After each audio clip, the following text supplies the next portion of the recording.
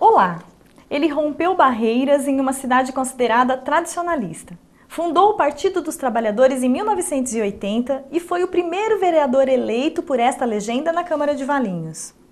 Heriberto Pozzuto ocupou o cargo por 2 mandatos, entre 1989 e 1996. Foram legislaturas importantes, especialmente a primeira, quando os vereadores elaboraram a Lei Orgânica do município.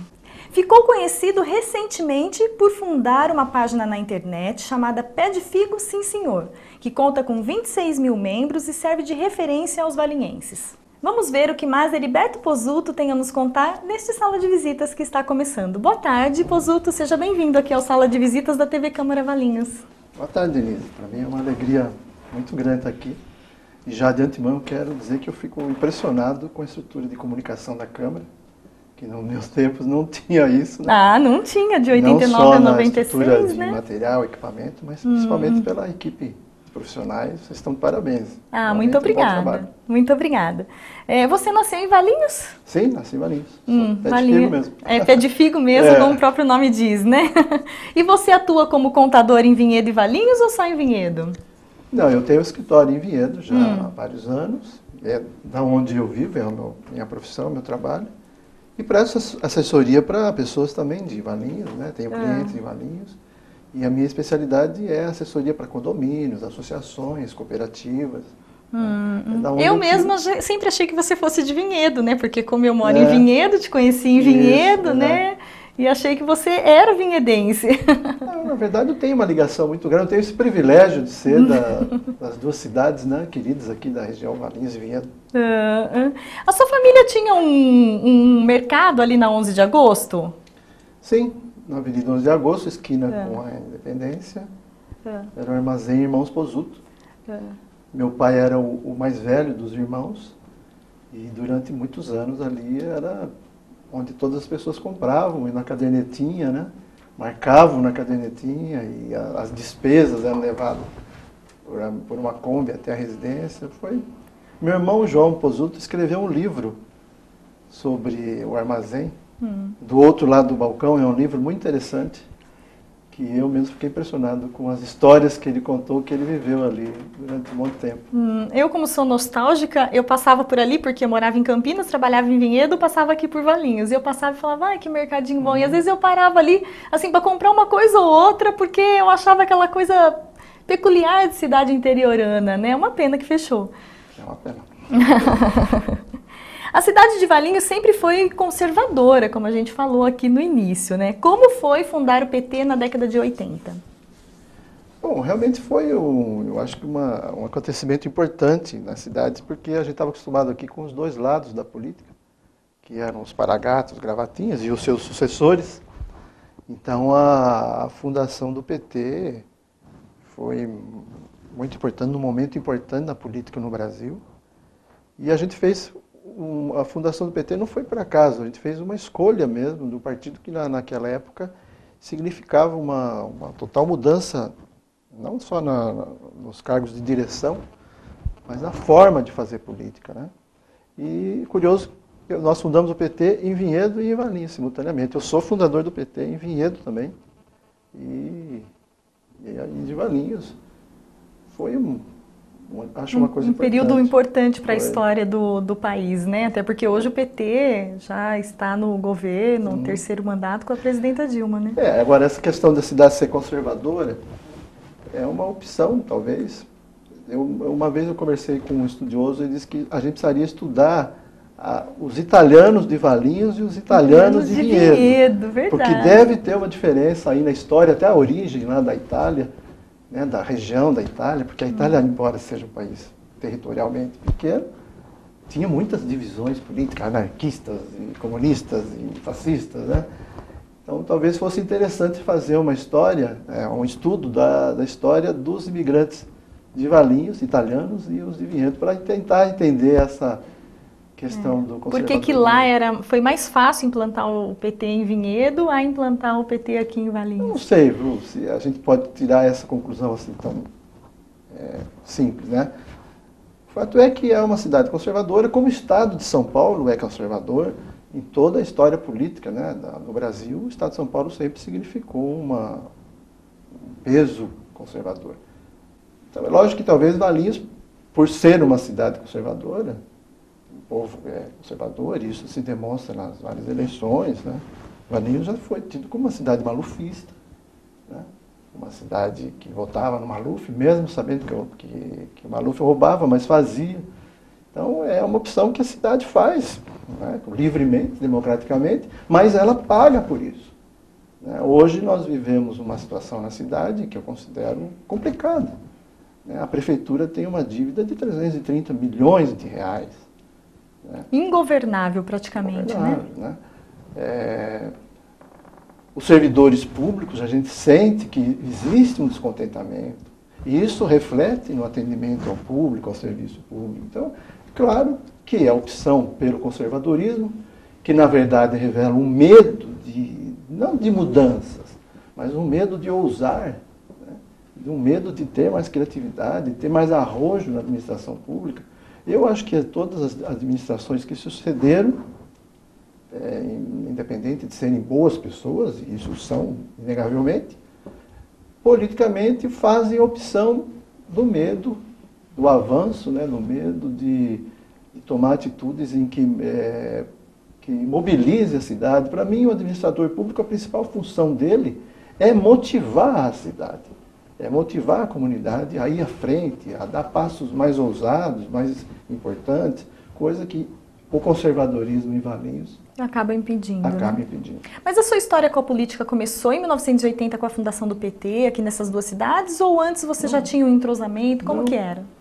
Pasmem, eu fui candidato a vereador com 19 anos de idade pela Arena. Né, que naquela época era a Arena MDB. Também não tinha muita opção. Não tinha opção. Eu sei que isso é quase que uma heresia, né? Mas eu tinha 19 anos de idade e eu fui convidado pelo grupo do Luiz Bisotto, que foi candidato a vereador candidato a prefeito em 1976, e eu fiquei segundo suplente naquela eleição. Eu tive 488 votos. Então, aí, porque na verdade já tinha uma atividade política no movimento estudantil, no Ciro de Barros, no Senai, né? E aí que fui convidado então para ser candidato a vereador naquela eleição de 76. E aí você veio a se eleger em 1989, né? 88 para ocupar 89. Eu fui candidato a prefeito do PT em 82. Ah, também? Então você foi candidato duas vezes, né? Isso. Uma como vice e outra como prefeito. Como vice em 2000, né? 2005? Eu fui candidato a prefeito em 82, pelo PT, e em 96 também candidato a prefeito. Aí em 2000 fui candidato a vice com o Frata, pelo PSB, e em 2004 com a vice do Lorival. Isso mesmo. Né? E por que você deixou o PT nesse período? Foi para o PSB? O que aconteceu? Foi um momento ali que a gente, quando tem uma atividade política, tem momentos em que você tem atitudes, iniciativas que não são as mais corretas ou as mais adequadas. Eu acho que foi uma pisada na bola que eu dei ao ter saído do PT. Aliás, todos os que saem do PT pagam também por isso. Né? Mas também acabam voltando como você. Infelizmente eu voltei. Pode ser que voltem, né? Em 2007, 2008, não me lembro exatamente. Não, bem antes. Foi antes da eleição do Lula, 2001, né? Voltou num momento bom, né? Voltei para onde eu não devia ter saído, que é ali mesmo no meu lugar. Eu sou fundador do PT, sou petista convicto, tenho muito orgulho disso. Sei da importância histórica que o PT representa na política do Brasil, na história do Brasil, da história do povo brasileiro, e sei da importância atual do PT como transformador da vida do povo brasileiro. Você foi eleito vereador numa legislatura muito importante, que foi a elaboração da lei orgânica do município. O que você se recorda dessa fase? Aquele foi um momento no Brasil que a política estava no ar, você sentia a política no ar. Teve a campanha das diretas, depois veio a eleição para a Constituinte e a Constituinte que foi feita em 1988 e promulgada e tal. Então era um momento de muita participação, né? Tanto que a Lei Orgânica de Valinhos, ela tem dezenas de conselhos populares. Até outro dia eu fiz uma postagem na internet dizendo que se a questão de ter conselhos é bolivarianismo, a Lei Orgânica de Valinhos é completamente bolivariana, porque tem muitos conselhos. Conselho de Esporte, Conselho de Saúde, Conselho da Agricultura, Conselho do Turismo, Conselho da Criança e Adolescente, vários conselhos, né? E isso é muito importante. E era o espírito daquela época e a Lei Orgânica de Valinhos incorporou isso. Atendeu a população, atendeu esse chamado, né? Incorporou. E ela tinha essa característica de ter uma preocupação com a participação das pessoas nas coisas da cidade, na política, nas decisões. Nas decisões da cidade. Então foi um trabalho. Aquela legislatura foi presidida pelo Rui Meirelles, um grande presidente, né? Uma vontade de fazer as coisas certas, uma vontade de fazer as coisas transparentes. Teve a participação do Luiz Bissotto, do Anselmo Purinho, do Dr. Conte, né? Então, foi um trabalho interessante. A gente varava madrugadas, comia pão com mortadela, discutindo os pontos, né, que não chegava-se a acordo, até chegar num acordo. Então, foi muito legal a elaboração da lei orgânica. Eu tenho a consciência de que eu significava, naquela época, um ponto de um contraponto. Um contraponto, exato. Porque tinha os dois lados tradicionais e eu estava ali, e eu sabia que o meu papel ali, eu era sozinho no PT, o único do PT, o meu papel ali era de fazer esse contraponto e de puxar para o lado que eu acreditava e que defendia, né? Foi muito bom aquele processo. E a lei orgânica hoje? Ela é praticamente a mesma, teve aí algumas reformas, tudo, né? Mas como que você avalia? Pelo que eu sei, ela não teve grandes alterações, né? Teve algumas coisas importantes. Por exemplo, foi tirado um dispositivo da lei orgânica que vinculava o reajuste da remuneração do vereador ao reajuste do funcionalismo público. Isso foi retirado, há alguns anos já foi retirado, que alguns dizem que é porque era inconstitucional e tal, mas foi fruto daquele espírito que tinha em 88. Não, os vereadores têm que acompanhar a remuneração, pelo menos o reajuste dos servidores. Então isso eu sei que foi retirado, né? Mas você foi contra ter retirado, é isso? Não, eu não participei dessa decisão. Não, eu sei, mas hoje... inclusive esse dispositivo foi eu que incluí na lei orgânica, na época, que foi aprovado. Entendi. Né? Agora, eu gostaria de tratar, se você pergunta se ela é boa ou não, como é que ela está. Eu acho que a lei orgânica de Valinhos ela tem que ser discutida numa questão ampla do Brasil, que é a necessidade urgente da reforma política. Né? E uma reforma política através de uma constituinte exclusiva, com ampla participação popular, porque se não for assim, não vai ter reforma política. E quem sabe... É que a gente quer uma reforma política, a gente não quer um remendo político. Isso, né? E quem sabe até uma constituinte municipal. Né? Por que não? Para envolver a população. Isso, é importante. O que nós queremos para Valinhos? Qual o número de vereadores que nós queremos? Como deve ser a remuneração dos vereadores? Como deve ser a relação da Câmara com o prefeito? Como deve ser a participação das pessoas, da comunidade, nas decisões da cidade, no orçamento? Como tratar a questão da dívida? Né? Como tratar a questão do planejamento da cidade? Então, a reforma política, para mim, ela tem que ser ampla, inclusive a nível municipal. Aproveitar o momento, por que não fazer um plebiscito? O legislativo de Valinhos, a população de Valinhos, se quiser, como em todos os outros municípios, pode convocar um plebiscito para tomar decisões importantes. Né? Porque a impressão é que a população fica alheia a tudo que acontece. Fica confundindo Câmara com Prefeitura, Poder Legislativo com Executivo. Isso, né? E não se sente responsável por aquilo que está acontecendo. O político, ele é eleito, ele passa a ser inimigo da população, já logo vem como bandido, como Não é, não é assim. A democracia exige a eleição de pessoas, a representação de pessoas. Então, eu gostaria de ver a lei orgânica, se for revista, através de uma constituinte municipal. Você foi vereador no primeiro mandato, no seu primeiro mandato o prefeito era o Marcos José da Silva e depois o Dr. Moisés. Como era essa relação do Heriberto Pozzuto vereador com um e com o outro? Bom, foi bem diferente um e o outro. Porque eles são antagônicos. São bem diferentes. Embora o Dr. Moisés tenha originário da administração do Marcos, sucedeu o Marcos, apoiado pelo Marcos, foi muito diferente.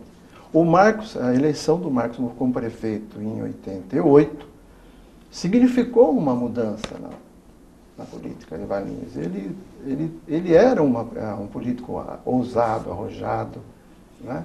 Lamentavelmente, o transcorrer da administração dele acabou caindo no mesmo patamar do conservadorismo característico da nossa cidade. Eu fazia oposição ao Marcos, mas havia um debate.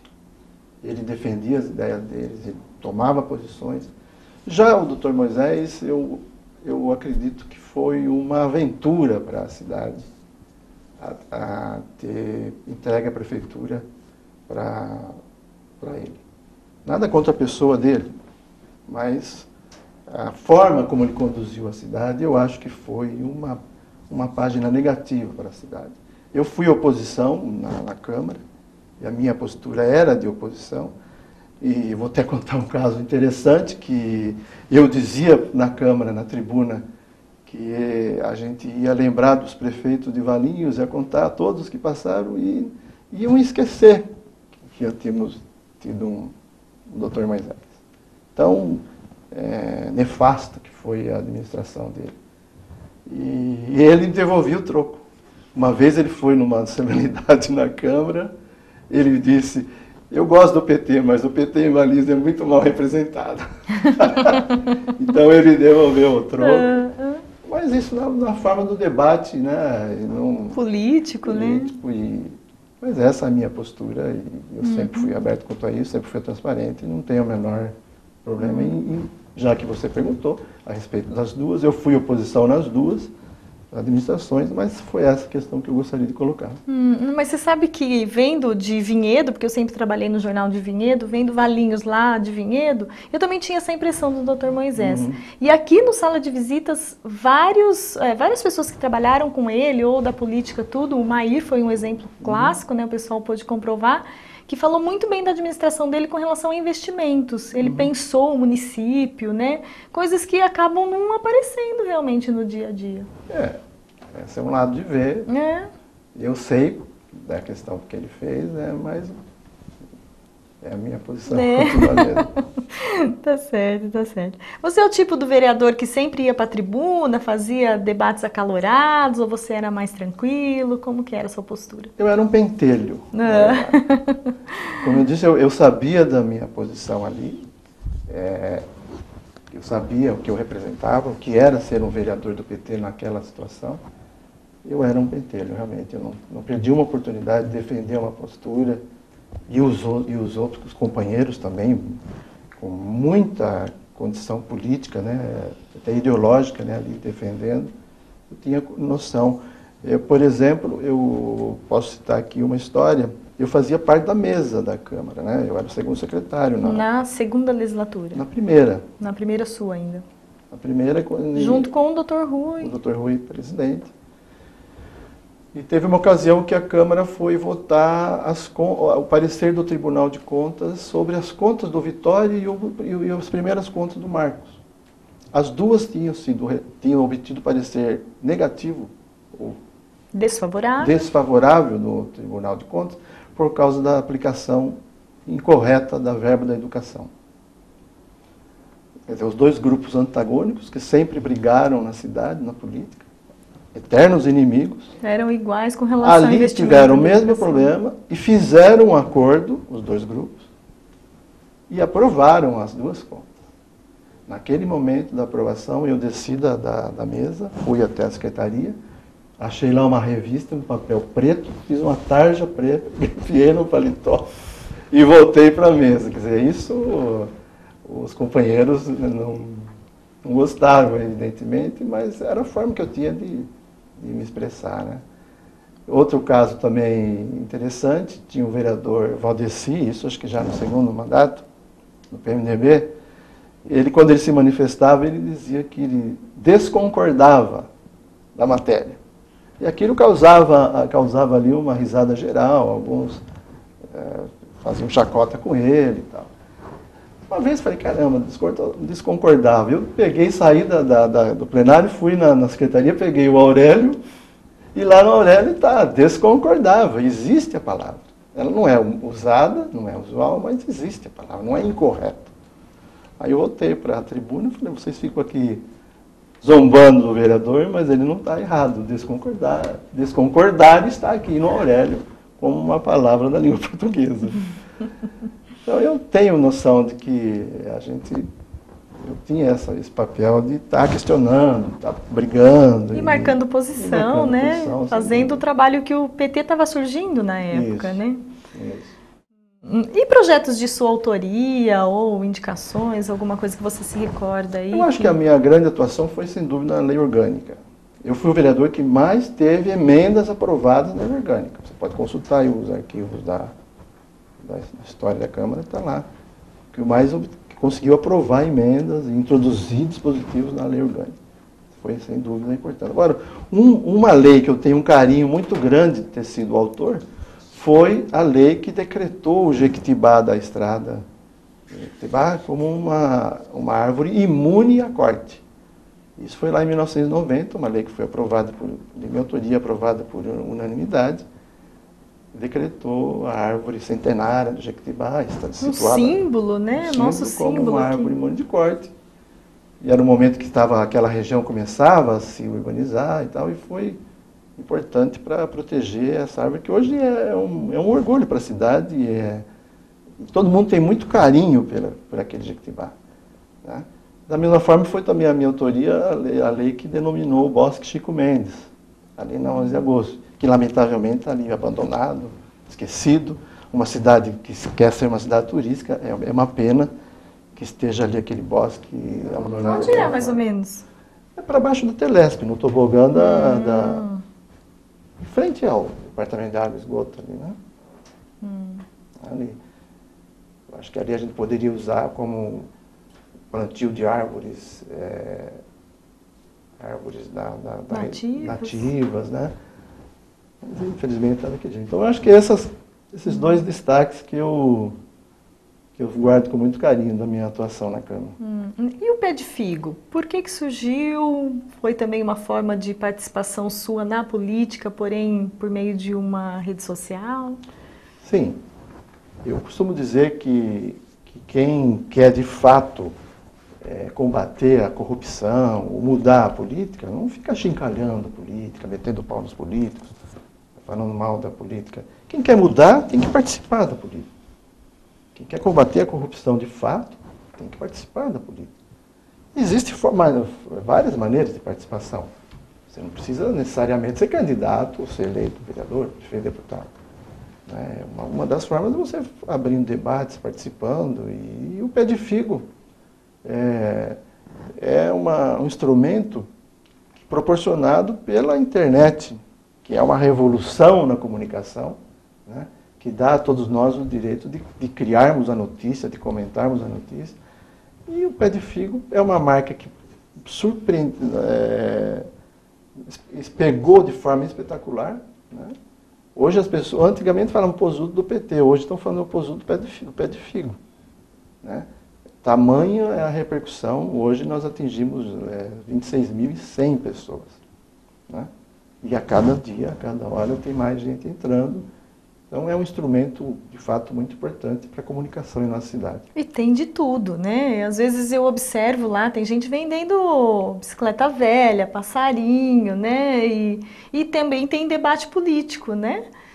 Então, você acha que saiu um pouco ao seu controle, assim, a página? Hoje ela é uma página da cidade? Sem dúvida. Eu nem quero ter controle sobre ela, né? Eu trato com muito carinho, mas não quero ter controle. Eu acho que ela é boa justamente por isso, que as pessoas põem ali o que elas querem, né? Nós temos agora o Marco Civil da Internet, que diz claramente que quem é responsável por aquilo que publica é o seu autor. Né? A própria definição da página Pé de Figo, sim senhor, diz que aqui vai ser bem-vindo a crítico, o espírito crítico, o bom humor, né? A inteligência, e as baixarias e as apelações só servem para revelar o caráter do seu autor. Né? Mas ali tem de tudo, então eu não quero ter controle, eu acho que o sucesso da página é esse mesmo, que todo mundo coloque o que quiser. É claro que nós tivemos alguns casos absurdos, né, de ameaça, até de morte, agressão física, então isso eu tive que tomar uma atitude mesmo e excluir algumas pessoas. E também, às vezes, eu fico triste de ver jovens defendendo a volta da ditadura militar, né? Queremos de volta os militares. Quer dizer, isso, para a gente que viveu a luta pela redemocratização do país, ver principalmente um jovem defendendo isso, é triste, mas faz parte. Se ele acredita naquilo, ele defende aquilo, mas é triste. E fala de bolivarianismo, né? E fala de tudo, mas não tem noção, né, do que é. Você poderia até colocar fazer algumas postagens instruindo as pessoas, né? O significado das coisas para o pessoal ler, tem muita gente que põe isso, né? Tem muita gente que, não precisa ser eu necessariamente, mas tem outras pessoas que têm noção da... O que você acha do Pé de Figo ganhar essa coisa mais educacional, assim, né? Porque realmente o jovem está confundindo. Muitos jovens estão confundindo as coisas atualmente. Nós estamos planejando muitas novidades para o Pé de Figo. Nós acabamos de constituir uma empresa, Pé de Figo, publicidade e propaganda. Vamos instalar uma rádio web, Pé de Figo. E no futuro, quem sabe, uma TV web. Então, realmente, tem muita coisa vindo por aí. É impressionante a forma como pegou e como as pessoas gostam da página. Né? Vem muita coisa por aí. No Pé de Figo você tem se mostrado, claro, um grande defensor do seu partido, o PT, né? Como você avaliou o desempenho do partido nas últimas eleições nacionais? Olha... Nacionais que eu digo num contexto geral, né? Estaduais, nacionais. O PT, pela quarta vez sucessiva, elege, quarta, né? 2 no mandato do Lula e 2 no mandato da Dilma, elege o presidente da República. Quer dizer, num país complicado como é o Brasil, um partido eleger 2 vezes o presidente e reeleger, é porque alguma coisa de bom está fazendo para o povo. Não é? O povo brasileiro não é bobo, não é burro, como alguns querem dizer. Né? Se não tivesse melhorado a vida do povo brasileiro, se não tivesse melhorado a autoestima do povo brasileiro, as condições de vida, não estaria reeleito. Né? Por mais que seja difícil. E olha, com todo um massacre midiático, só comparável ao que fizeram com o Getúlio Vargas e com o João Goulart. Coincidentemente, presidentes mais populares, mais esquerda, né? Mais trabalhistas. Então, eu acho que foi uma vitória da Dilma agora espetacular. Né? Vencer toda a forma de preconceito, todo o massacre imediato, as calúnias, as mentiras. Né? Como foi? Nós vimos na véspera da eleição a revista Veja fazer um papel ridículo. E em tabelinha com os partidos de oposição, em tabelinha com os grandes meios de comunicação, principalmente a Rede Globo. Aliás, como aconteceu nas outras eleições. Né? Quando foi o Lula e o Alckmin, a revista Veja pôs o Alckmin na capa e espalhou outdoor por todo o país. Né? Então, mas isso faz parte do jogo. Então eu considero que foi uma vitória espetacular a da Dilma. O PT tem a maior bancada novamente na Câmara dos Deputados. Né? Então, acho que foi mesmo em Valinhos, que é uma cidade conservadora, como você mesmo classificou corretamente. A Dilma teve 27% dos votos, não é pouco. São 27% dos valinhenses acreditam na proposta que ela defendeu. Né? Mas quando fala de corrupção, o PT está sempre na linha de frente atualmente, né? Atualmente não, de uns anos para cá. O que você tem a responder a esse público que fala que liga o PT à corrupção? Isso não é à toa. Existe todo um trabalho e quando pretende atingir o PT, não estão atingindo só o PT com essa demonização da política, né? Corrupção, corrupção, corrupção, corrupção. Isso atinge os partidos como um todo e atinge a democracia.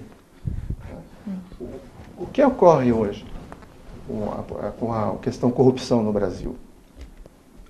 Antes existia no governo do PSDB, no governo do Fernando Henrique Cardoso, um procurador-geral da República que tinha o apelido de engavetador-geral da República, gente. Há pouco tempo. Tudo era arquivado, tudo era colocado embaixo do tapete. Hoje não. Hoje a Polícia Federal tem plena liberdade, foram criadas estruturas de investigação, estruturas de apuração, e é evidente que se o PT tem corruptos, como tem, todo partido tem, todos os partidos têm, vai aparecer e foram presos. Quando na história desse país nós vimos políticos presos, empresários agora presos? É porque a corrupção surgiu agora? Nunca teve corrupção no Brasil? Não. É porque agora está sendo investigado. E a Dilma disse, e eu espero que ela cumpra isso, e eu boto fé que ela vai cumprir, que não vai sobrar pedra sobre pedra, nesse caso da Petrobras. E a gente espera que isso aconteça. Quem tiver envolvido, seja do PT, do PSDB, do PMDB, de quem for, tem que ir para a cadeia, tem que ser preso. Nós não podemos mais admitir o maltrato com a coisa pública, o maltrato com o dinheiro público. E é o que a gente está vendo. É evidente que os adversários, e aí não é só os partidos, mas a grande mídia, demoniza o PT como se o PT fosse o antro da corrupção no Brasil, o surgimento de tudo contra o PT. Não é verdade. Não é verdade.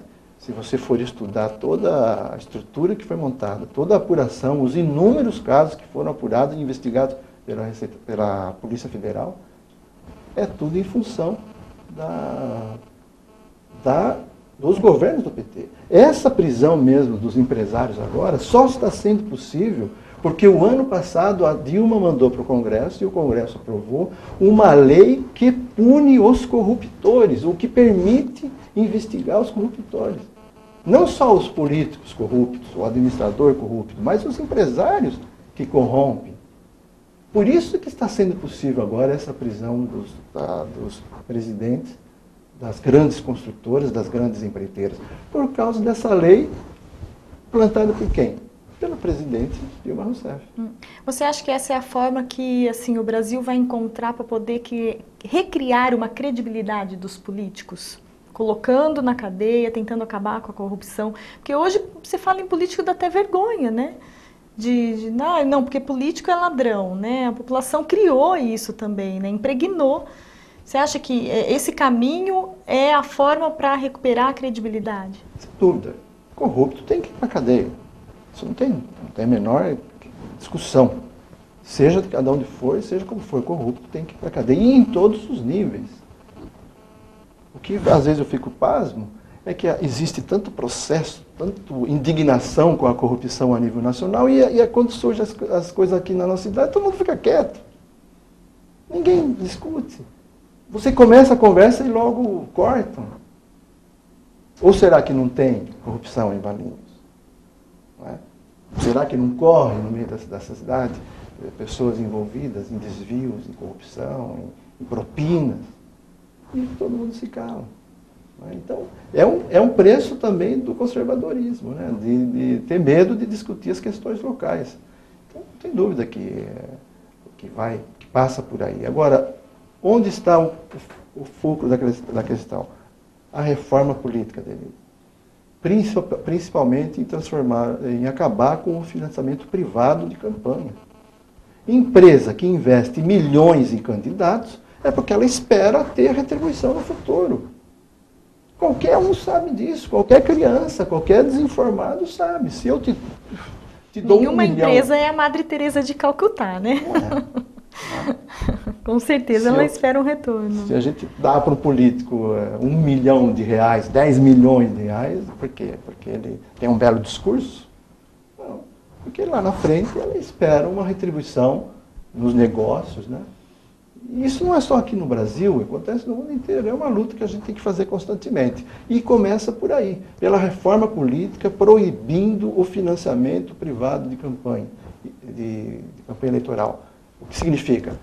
Os partidos políticos serão financiados com verbas públicas, sem interesse privado. Coisa que o PT defende historicamente e claramente. E existe quem faz a oposição a essa ideia? Justamente aqueles que hoje mais alardeiam a corrupção, o PSDB, os tucanos, a Veja, a Rede Globo, né, que são contra a proibição do financiamento privado de campanha. E como para você, um petista convicto, né, morar em um estado que desprezou tanto a presidenta Dilma nessas eleições? Não, eu discordo que tenha desprezado tanto. Não é? A Dilma teve 8 milhões de votos em São Paulo. Não é pouca gente. Não é? E o antipetismo em São Paulo não é de agora. Já é, nas eleições anteriores foi praticamente o mesmo resultado, com o José Serra e com o Alckmin, e com o Collor, e com o Fernando Henrique. Então não é nada surpreendente. São Paulo, que tem essa postura de anti-PT, que agora está todo mundo indignado, paga também, da mesma forma que Valinhos, o preço do conservadorismo. Nós temos 20 anos de administração tucana no estado de São Paulo. E o que a gente vê? As grandes universidades do nosso país, que são a USP e a Unesp, estão praticamente falidas.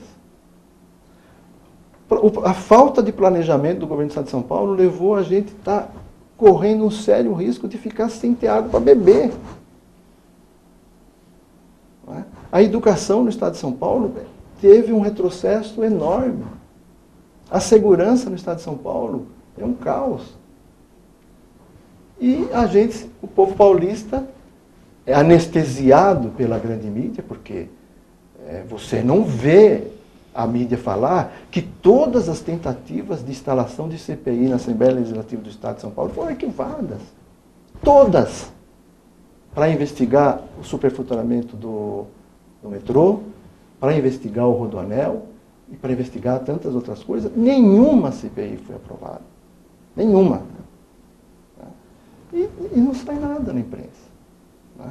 Você não vê o Jornal Nacional, ou se sai temporariamente, e logo é esquecido, sem fazer grandes escândalos. Né? E nós estamos pagando isso. O Estado de São Paulo, que sempre foi a locomotiva desse país, está pagando o preço do conservadorismo que caracteriza a sua opção política. Falam que é preciso ter alternância de poder, e o Alckmin está no governo de São Paulo, vai fazer 20 anos. Ou como vice-governador, ou como governador, ou como secretário de Estado. 20 anos. Então é um Estado complicado. Né? Tem uma postura aí que, infelizmente, é uma opção e vai pagar o preço disso. Estamos pagando pela redução da qualidade de vida em nosso Estado. Dá vontade de mudar para Minas ou para o Rio de Janeiro? Não dá. Não quero mudar daqui, não. Se bem que o Rio de Janeiro, Bahia, né? É muito legal, mas eu não saio daqui, não. Ainda não, nem né? Em Valença. E o Country Club, né? Você sempre foi ativo no clube, né? Me conta um pouco do clube, da sua participação no Country. Bom, eu tenho muito orgulho de participar daquela comunidade social e esportiva. Eu sempre, quando eu participo das reuniões lá, eu falo que quem dera todas as entidades no Brasil, inclusive as públicas, e principalmente as públicas, tivessem o funcionamento que tem o Country Club. Né? Ai de um presidente que quiser sair fora da linha lá. Ele vai entrar pelo cano, ele vai se ferrar. Porque existe toda uma participação, todo um esquema de conselheiros, de reuniões, de prestação de contas, muito atuante, e isso já vem se verificando na história. Tanto é que, sem dúvida, hoje é um dos melhores clubes da região de Campinas, quem sabe do interior do estado de São Paulo. Quantos anos tem o country? Ele foi fundado em 61, tem 53 anos. Né? E agora é uma nova fase do clube com o vôlei? O vôlei nós temos que dar todo o mérito ao André Rosendo, que é o técnico da equipe. Ele foi que levou a proposta tanto para o clube como para a prefeitura, né? De utilizar a lei de incentivo ao esporte do Estado de São Paulo para organizar uma equipe de vôlei profissional e que vai disputar, e disputou a primeira divisão. E ele convenceu a prefeitura e convenceu o clube que era importante e que tinha que ter o apoio, e teve. Eu me lembro de uma reunião que o André Rosendo, o técnico do time, ele falou: nós vamos fazer um trabalho para ser campeões. Isso numa das primeiras reuniões. Claro que ser campeão ou não depende de toda uma trajetória, mas ele disse que a disposição dele era essa. E foi campeão. Em 6 meses de trabalho, ele conseguiu classificar, levar as meninas à final e ao título. E agora, o ano que vem, nós vamos participar da divisão especial do Campeonato Paulista de Voleibol, que para a cidade é, sem dúvida, um acontecimento importantíssimo. E lá no country tem um local apropriado para elas jogarem, para poder receber a estrutura da Liga Paulista? Não, como foi nesse campeonato, utilizou aqui o ginásio municipal, por isso o apoio da prefeitura. Né? Lá elas têm toda a estrutura para treinamento, para preparação física. Né? E além da equipe principal, tem um trabalho de organização de base. Que legal. Isso é obrigatório nesse projeto. Né? Tem lá as meninas que participam, né, nas várias idades e fazem o treinamento. Então, de fato, eu tenho muito orgulho. E tem uma longa história lá. Porque lá eu fui trabalhar como funcionário, depois eu passei a ser diretor, conselheiro e cheguei à presidência. Fui presidente por 9 anos. Também tenho noção, assim como o técnico disse, eu queria ser presidente para ajudar a transformar o clube num dos melhores da região, e tenho certeza que conseguimos isso. Fez um bom trabalho. Além da prefeitura poder ajudar, as empresas podem ajudar o time de vôlei? Como que é? Sim, sim, nós temos patrocínio. Vamos divulgar o time de vôlei aqui na TV Câmara. Patrocínio, né? E a Iton é um dos principais, a JBS é outro, que é através dessa lei de incentivo do governo do Estado, que tira do ICMS e repassa para essa atividade esportiva.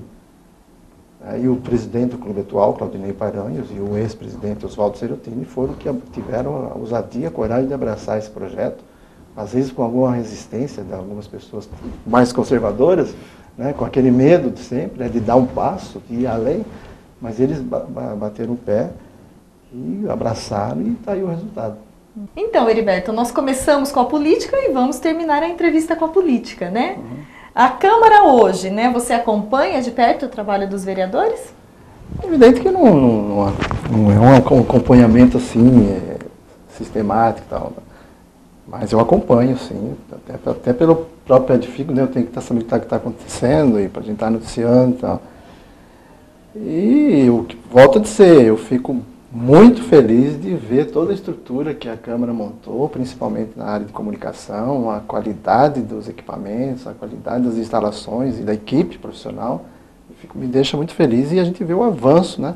Algumas pessoas criticaram a construção do prédio, não sei, eu não quero entrar no mérito se houve problema ou não, mas a forma como foi feita, a possibilidade de espaço para vários eventos, né, e da própria atuação do Legislativo, foi uma coisa muito importante. Então, eu acompanho sim a Câmara e acho que é importante que se acompanhe. Sim, é bom a gente fazer justiça com relação a esse assunto, porque nós temos Vinhedo aqui, que tem per capita o dobro da arrecadação de Valinhos, e tem um prédio hoje que você não consegue fazer uma audiência pública porque as pessoas não conseguem entrar.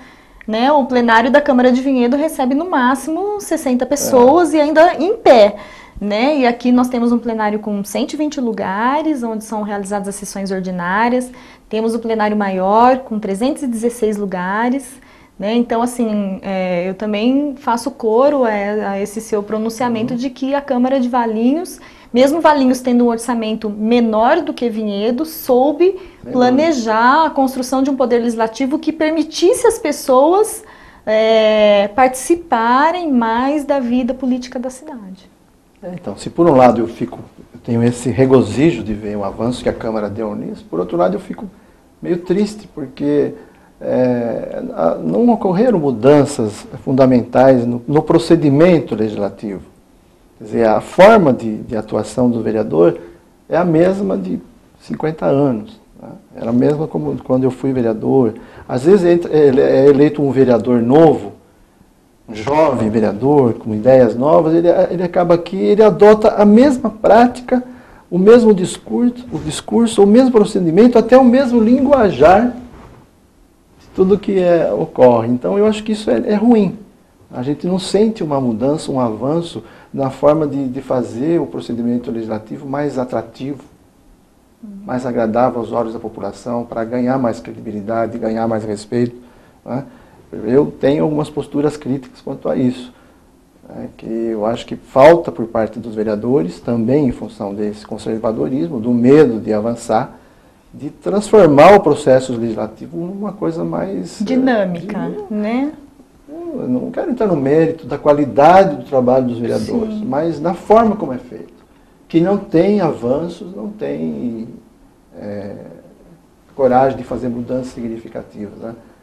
Então é isso que eu queria registrar. Olha, Heriberto, eu vou falar minha experiência aqui em 2 anos, praticamente 2 anos que nós estamos aqui, né, sob a presidência do presidente Lorival, trabalhando na comunicação. Nós só faltamos aqui na comunicação pegar o cidadão pelo cabelo e puxar para uma audiência pública.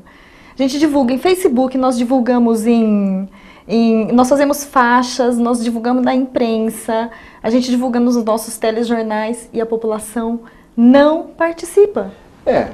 Também não adianta, não vamos ter a ilusão de que você vai ter a participação da população, então não é por aí.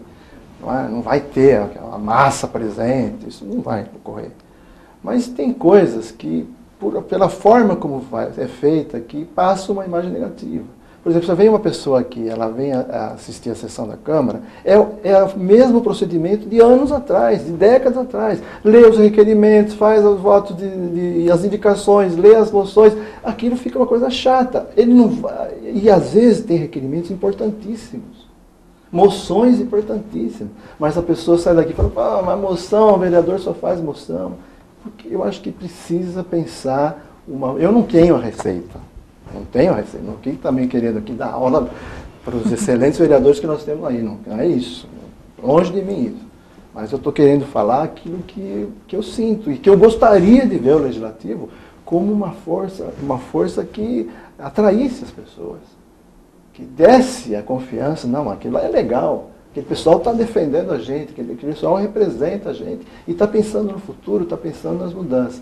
Eu fico triste de ver, eu fico triste mesmo, as sessões que eu venho aqui, eu vejo vereadores jovens, por exemplo, que foram eleitos, é o mesmo discurso, é a mesma forma de falar. Não sei se não é obrigado. Existe alguma regra que diz que você é obrigado a seguir o mesmo roteiro sempre? O mesmo ritual? Mas pelo contrário, aqui eu estou achando que os debates, às vezes os requerimentos ficam aí, o presidente Lorival ele é muito democrático com relação a isso.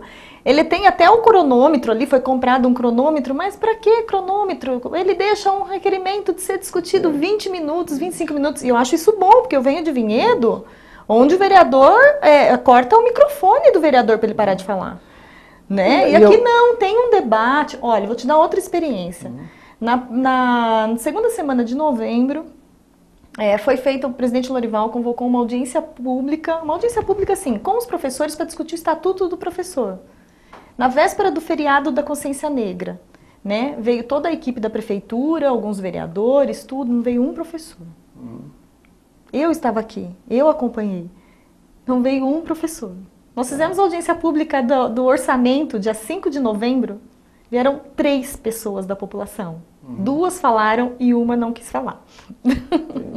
Então, quer dizer, eu também não tenho a fórmula para resgatar a população. Como você disse, né, a Câmara aqui de Valinhos tem uma comunicação mais próxima da população, porque esse é o objetivo, é levar a população, levar a informação para a população. Eu também não tenho a fórmula, mas nós já chegamos a fazer eventos aqui na Câmara de Valinhos, que a gente esperava um público de 100 pessoas, vieram 20 pessoas. Quer dizer, isso é um sintoma de que algo está errado. Eu acho que algo está errado com a política do Brasil, Sim, né? Há um descrédito então, geral. Mas à medida que eu sou um agente político, um vereador, né, eu tenho que estar preocupado com isso. Eu acho que o representante ele tem a função didática também. Né? Não é só defender os interesses desse ou daquele, ou a sua postura política, mas de pensar em como fazer a coisa se transformar mais agradável. Como a gente fazer esses jovens acreditarem que a prática política é importantíssima. Que os partidos não são esse inferno que aparenta ser, não precisa ser assim. Desde que a gente participe, desde que a gente saiba cobrar, desde que a gente não desista de participar da política. Né? Eu gosto de uma frase do Lula, quando ele diz, você jovem, se você quer mudar a política, venha você fazer a mudança da política. Né? Participe, invada os partidos políticos, escolha o seu, de direita, de esquerda, de onde você preferir, mas vá lá participar. Infelizmente, ou felizmente, isso talvez é o nosso grande desafio. Né? E eu acho que uma grande nação só vai ser construída, o Brasil só vai ser construído como uma grande nação se passar por todos esses conflitos. Se superar toda essa fase, toda essa briga, puxa daqui, puxa de lá, critica daqui, critica dali. É assim que se constrói. Né? A nossa história até tem poucos conflitos, né? Se for ver, comparado com outras grandes nações. Então, somos jovens. Eu acho que a gente está num processo de aprendizado, e que a gente tem que passar por essas crises, por esses conflitos, e que o Brasil vai ser a grande nação desse planeta. E o Heriberto Pozzuto, político essencial, que já participou da Câmara, pretende voltar? Olha, eu acho que voltar para a Câmara, para você ser eleito vereador hoje, você não basta ser o candidato de si próprio. Você tem que representar alguma coisa. Hoje, mais do que nunca. Né? Você tem que seguir. Você pode ver o pessoal que está aí eleito, eles têm uma base, então não basta querer ser vereador, tem que representar. Quando eu fui eleito, eu tinha essa representação, eu participava do movimento da habitação, tinha o próprio PT que a gente estava organizando e estava fundando. Então eu tinha uma base e tal. Participar da política não tem que ser necessariamente ser candidato. Eu estou participando, sou do PT, apoio uma proposta que surgiu forte na eleição de 2012, que foi a candidatura do Alexandre Tonetti, que dá gosto de ver quando aparece um jovem com tanto conhecimento, com tanta capacidade, com tanta convicção daquilo que fala, daquilo que conhece. Né? Então, é uma forma de participar da política. Heriberto, muito prazer em receber você aqui, um ex-vereador da casa. E em nome do presidente Lorival, nós agradecemos a sua presença aqui na TV Câmara Valinhos. Eu é que agradeço a oportunidade. Volto a dizer, eu já estou sendo repetitivo, mas fico muito feliz de ver a forma como vocês estão conduzindo isso, essa comunicação, essa vontade de abrir a Câmara para a cidade e de trazer a cidade para a Câmara. Acho muito importante e é bom saber que esse trabalho está em boas mãos. Obrigada. Na sua coordenação. Obrigada. Mas também tem que fazer justiça ao presidente Lorival, claro, que você conhece mais do que eu, que realmente deixa a gente trabalhar, dá sugestões e a gente consegue levar a informação da Câmara para a população. E o Sala de Visitas retorna somente na segunda-feira. O nosso entrevistado é também um ex-vereador, Adriano Geleia, TV Câmara muito democrática. Recebemos aqui hoje o Heriberto Pozzuto do PT. Segunda-feira estaremos com o presidente do PSDB aqui da cidade. Então, um ótimo fim de semana a todos. E amanhã a TV Câmara apresenta o telejornal Câmara em Notícias com o Gustavo Schiazzaro. Até lá e um ótimo fim de semana.